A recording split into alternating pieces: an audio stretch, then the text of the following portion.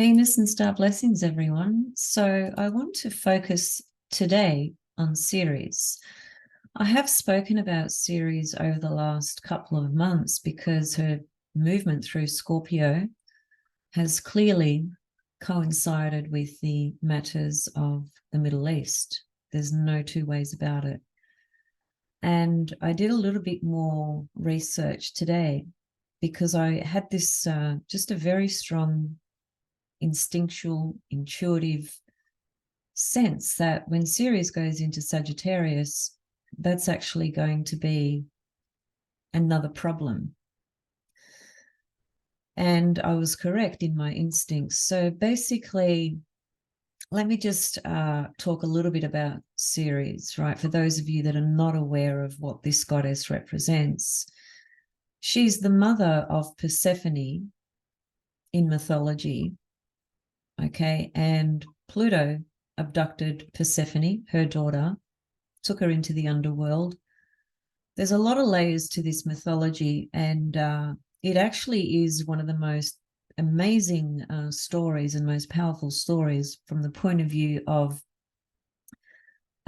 really every single person on this planet who goes through, first of all, the process of growing out of childhood into adulthood, and the death rebirth passages that we encounter as women, especially through this process. And when I say women especially, I'm referring to women's passages, relative to women's very feminine cycles and so on and so forth, right? It all corresponds to that as well. But certainly the mythology of Ceres speaks to the death and rebirth that we must undergo in any given life, right? Not just the fact that we are born and then eventually we leave this body.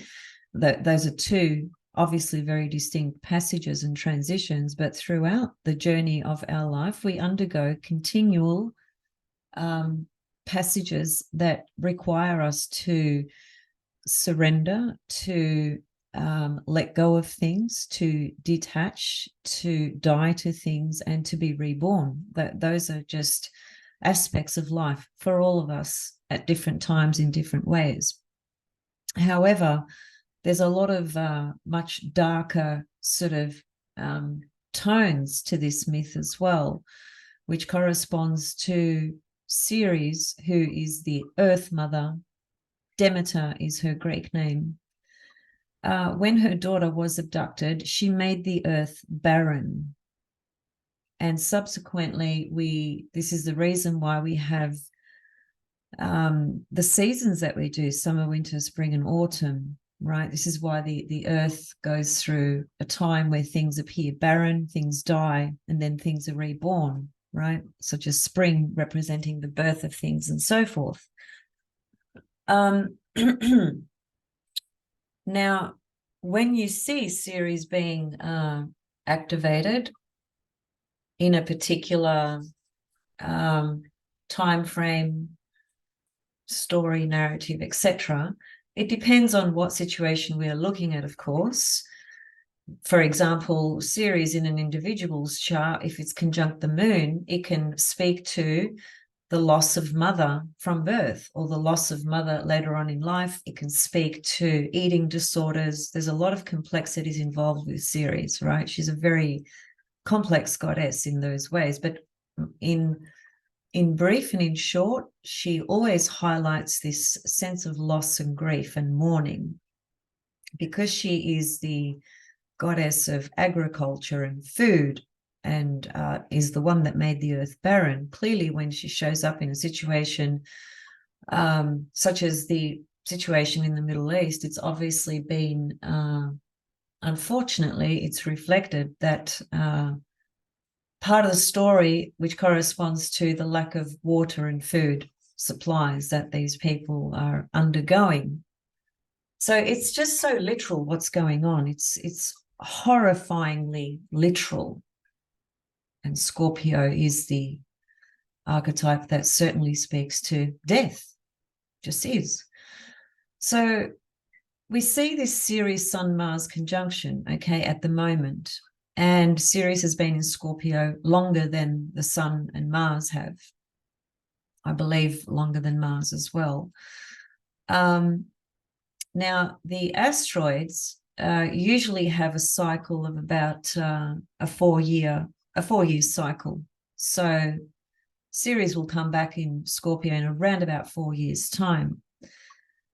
And Ceres is going to move in Sagittarius in a few days' time. And of course, the Sun and Mars will as well. And they're all going to line up in Sagittarius. And I thought to myself, okay, so when did this last actually happen? And it didn't happen 4 years ago. And it didn't happen the 4 years before that, or even the 4 years before that.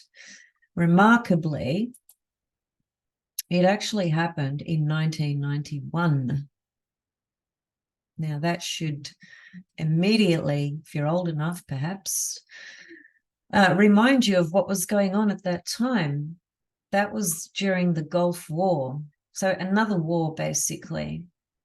And although it was presented as a political and economic struggle and war, of course, it had the undertones of various religions that were pronounced in those regions.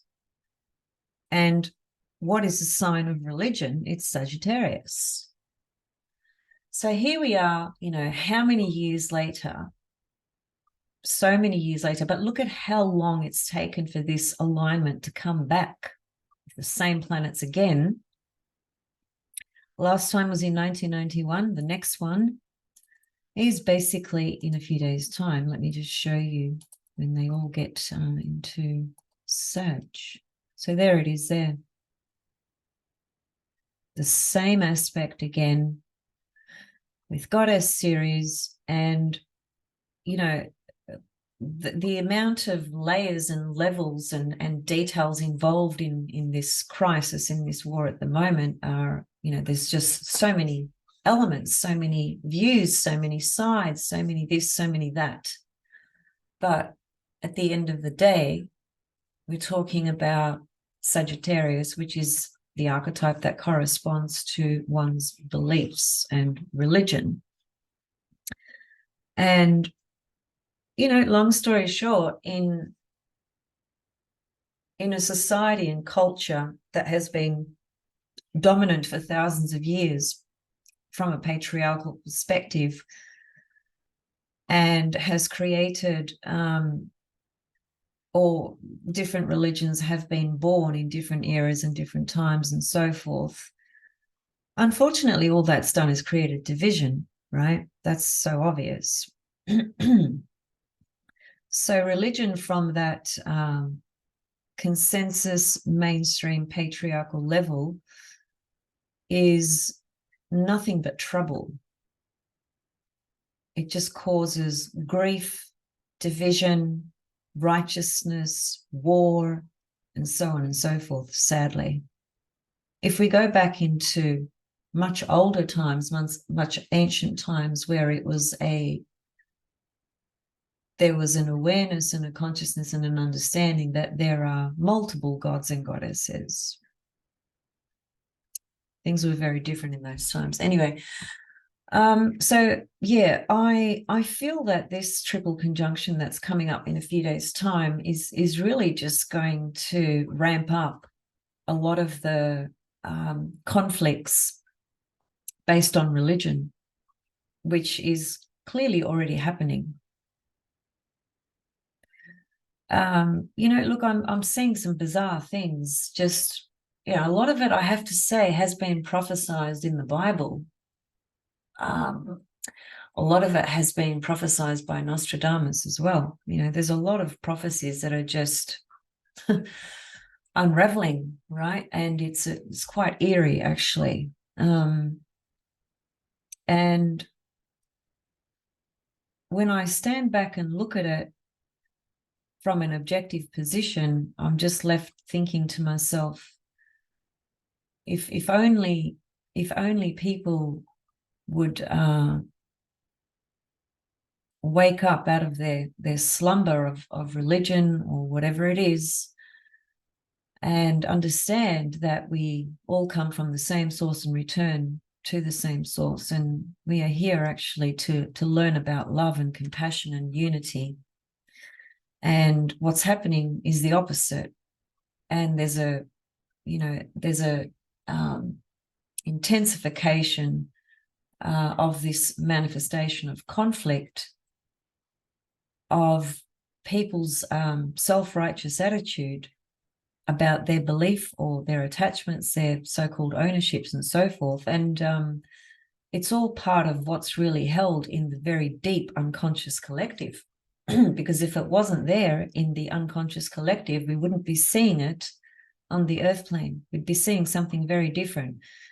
Thus is the power of the unconscious, and thus is the power of unconscious people. Evolution takes a long time, in other words, to wake up to the truth. What is the truth? The truth is a universal truth, in that we all come from the same source and return to the same source. No one is better than anybody else.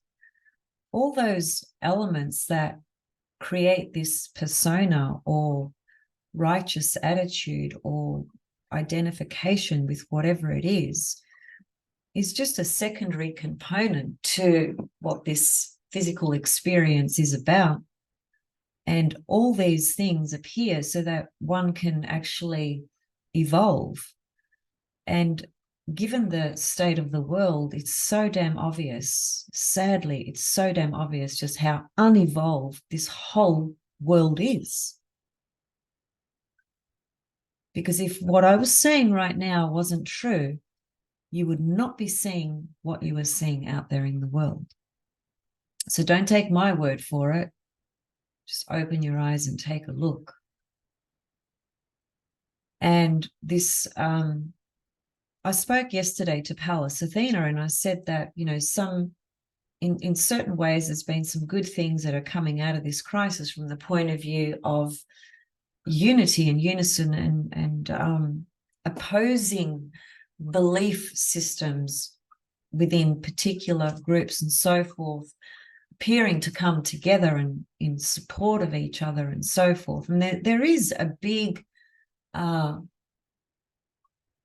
huge portion of people that are coming together, but there is also a very clear division that's presenting as well. And it is a conflict, and conflict is Mars. And within conflict, there is always what represents conflict is that one side has to win. There cannot be two winners, not with Mars.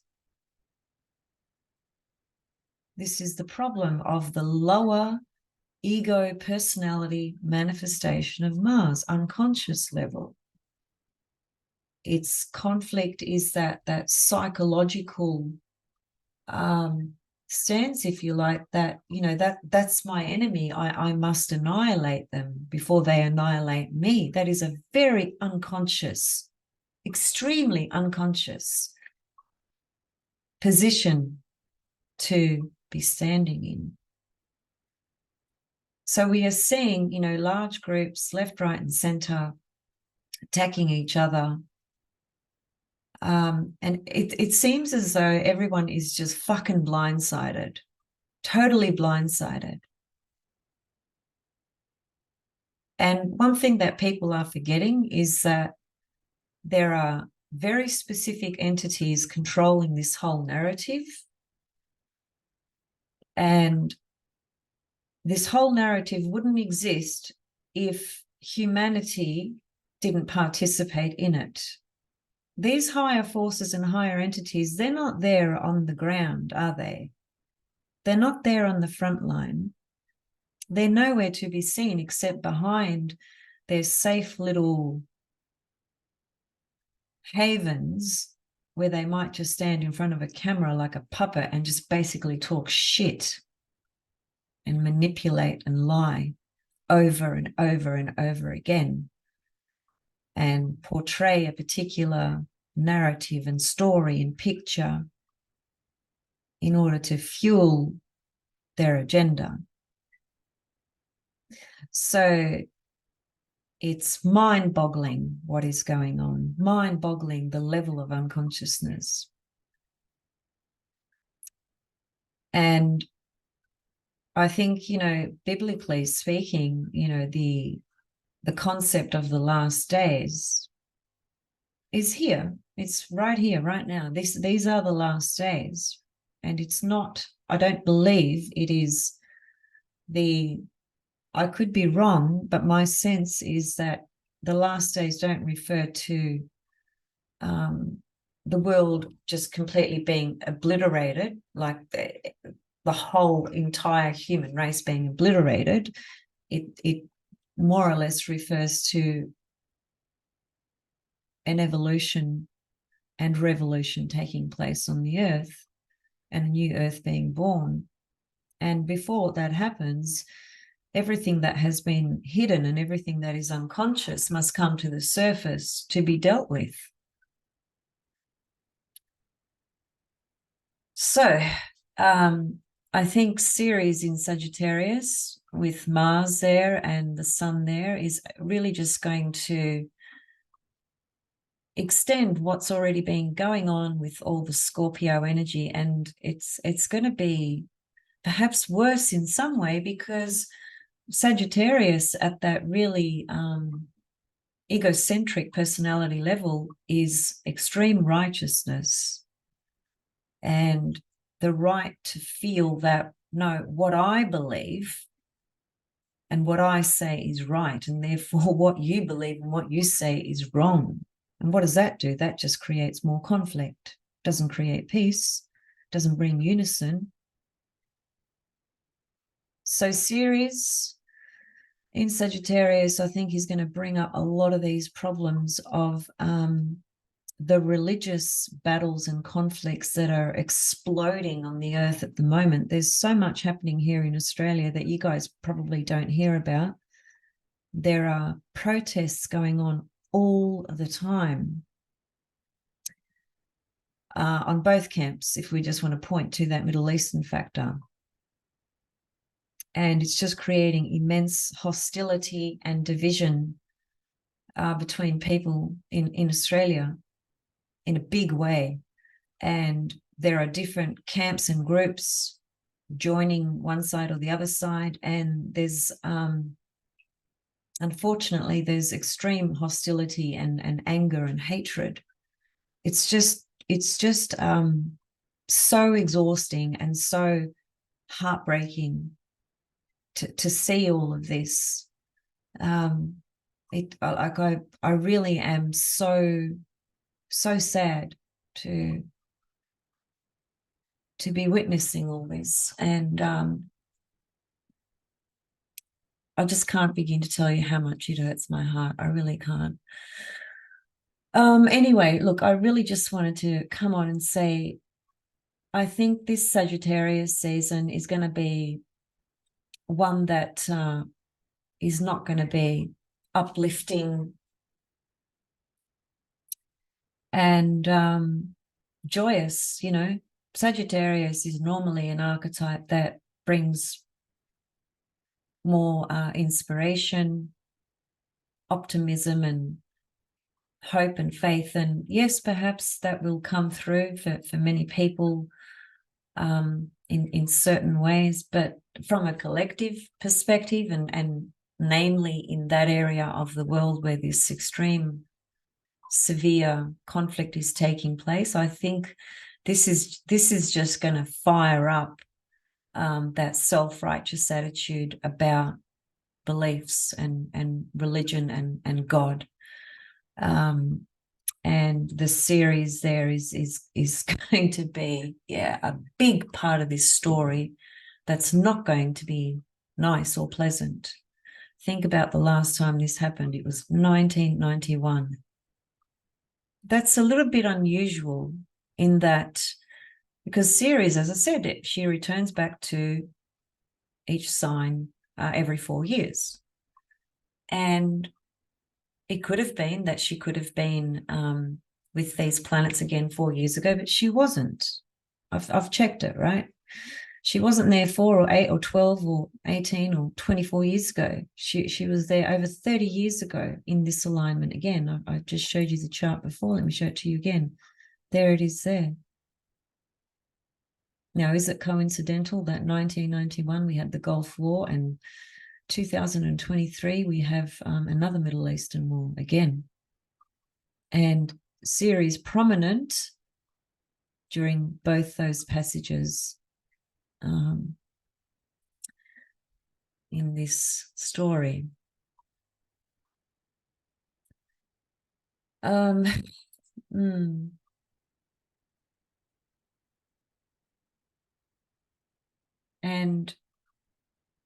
Venus is in Scorpio at this time. So let me just have a quick look at something.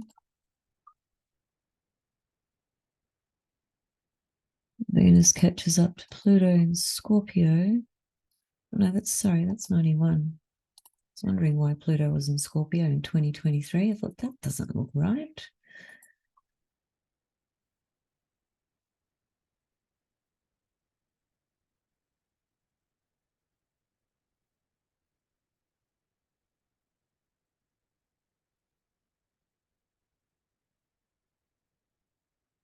Let me see when Venus gets to Scorpio. I think all those planets will be out of Sag by then. Yeah. Let's just see how long Ceres remains in Sagittarius. Quite a while.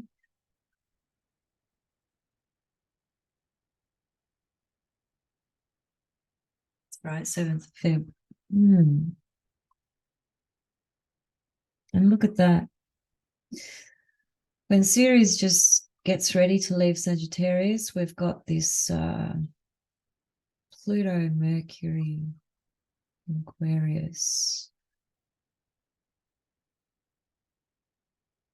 And frankly speaking, that's going to be, if these matters have not resolved, which is very likely, this Pluto Mercury is yeah, is going to be a problem as well.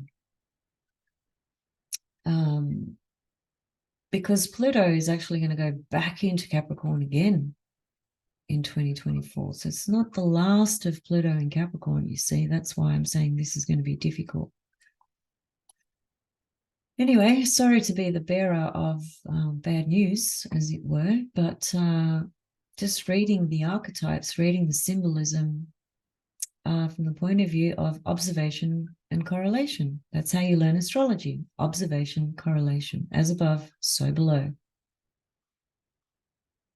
And I don't think this Middle Eastern situation is going to resolve by January, February anyway. But I think what's going to happen is a lot of stuff's going to come out that's going to blow people's little minds off their head, off their shoulders, so to speak, when Mars becomes visible again next year in January, which I've said that several times already. Anyway, this series in Sag, watch this space, because I can assure you it's not going to be a pleasant thing. In the backdrop of this immense cataclysmic conflict.